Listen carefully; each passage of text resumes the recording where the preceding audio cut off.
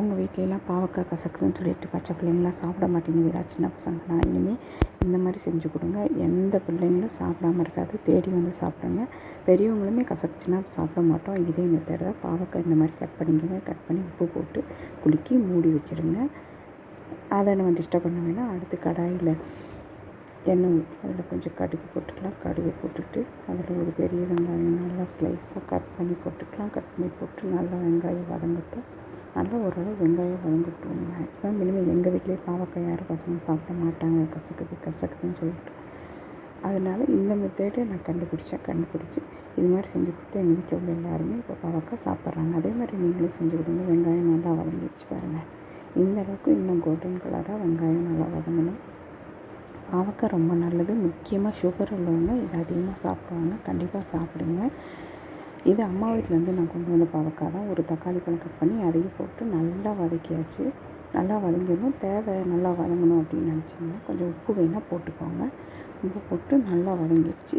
இப்போ நம்ம பாவக்காய் வந்துட்டு உப்பு போட்டு மூடி வச்சுருந்தா இப்போ இதை மட்டும் நல்லா கவனிங்க. ஸ்கிப் பண்ணாமல் வீடியோ பாருங்கள். அதை நல்லா பிசைஞ்சு விடணும். பாவக்காயை எந்த அளவுக்கு நான் பிசைறேன்னு சொல்லிட்டு பாருங்கள்.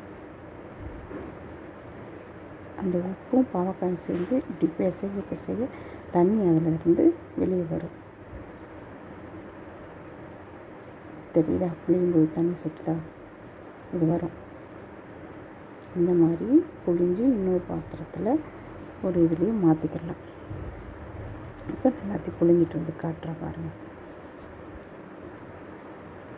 இந்த அளவுக்கு தண்ணி ஃபுல்லாக புளியும்போது வெளியே வருது பாருங்கள். நல்லா உப்பும் பாவக்காயும் போட்டு நல்லா கையில் நல்லா பிசைஞ்சால் கண்டிப்பாக இந்த அளவுக்கு வந்துடும். ஹார்டாக இருக்கும் பாவக்காய் கொஞ்சம் ஓரளவு, அப்புறம் நல்லா சாஃப்டாக வந்துடும்.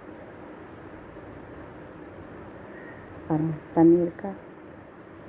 இந்த தண்ணி கீழே ஊற்றணும். இந்த தண்ணி தான் வந்து கசக்கிறது, நம்மளுக்கு சாப்பிட முடியாது.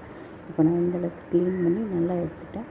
அந்த பாவக்காயும் நல்லா சாஃப்டாகிடுச்சு. இப்போ வெங்காயம் தக்காளி வதங்கிடுச்சு. இப்போ அதில் போட்டு வதக்கிக்கலாம். பாவக்காயும் போட்டு நல்லா வதங்கிடலாம். தக்காளியுமே இந்த அளவுக்கு வதங்கினா போதும். இதே மாதிரி வீட்டில் கண்டிப்பாக அந்த வீடியோ பார்த்து இதே மாதிரி செஞ்சு கொடுங்க. கண்டிப்பாக சின்ன பசங்க கூட சாப்பிட்றாங்க. இப்போ பாவக்காயை போட்டு நல்லா மீடியமும் இருக்கக்கூடாது, ஹையிலே இருக்கக்கூடாது. அதில் உள்ள அந்த கொட்டைங்களெல்லாம் இதில் வந்துடுச்சு பாருங்கள். இதை அப்படியே தட்டினா போயிடும். நல்லா சுருள கிண்டி விடணும். கிண்டி விட்டு இந்த அளவுக்கு வந்துச்சா கொஞ்சோண்டு மஞ்சத்தூள் போட்டுக்கோங்க. உப்பு போடவே போடாதீங்க, லாஸ்ட் எண்டில் தான் போடணும். பாவக்காயில் உப்பு போட்டு தான் நம்ம பிசைஞ்சு வச்சுருக்கோம். அதனால தான் வீடியோ ஸ்கிப் பண்ணாமல் பாருங்கன்னு சொல்கிறது. நல்லா இந்த அளவுக்கு இப்போ ஒரு 4 கிண்டு கிண்டிட்டு மூடி போட்டு சிம்மில் வச்சிடணும். இப்போ இதுலேயே பாருங்கள் எந்த அளவுக்கு சூப்பராக நல்லா வதங்கிடுச்சா. இப்போ இந்த டயத்தில் இதுக்கு தேவையான உப்பு கொஞ்சமாக தான் போடணும். அப்போ கூட உப்பு இல்லாட்ட கூட லாஸ்ட்டாக நம்ம போட்டுக்கலாம். இப்போ கூடிடுச்சுனால போட முடியாது. தேவையான உப்பு நம்ம போட்டலாம். போட்டு இதே மாதிரி வீட்டில் கண்டிப்பாக எல்லாத்துக்கும் செஞ்சு கொடுங்க. சின்ன பசங்களுக்கு எல்லோரும் சாப்பிடுவாங்க. பாவக்காய் சாப்பிட்றது ரொம்ப நல்லது. சின்ன பசங்களுக்குலாம் வயிற்றில் பூச்சி இருக்கும். இது சாப்பிட்டா கண்டிப்பாக வெளியே வந்துடும். ஆனால் இந்த மாதிரி தான் செஞ்சு கொடுத்தேன். பசங்கள்லாம் சாப்பிட்டுச்சுங்க. பாருங்கள், இப்போ ஓகே. இப்போ நம்ம இதை இறக்கிடலாம். மூடி வச்சிடலாம். வீடியோ பிடிச்சிருந்துச்சுன்னா லைக் பண்ணுங்கள், ஷேர் பண்ணுங்கள், கமெண்ட் பண்ணுங்கள். நெக்ஸ்ட் வீடியோவில் சந்திப்போம். பாய்.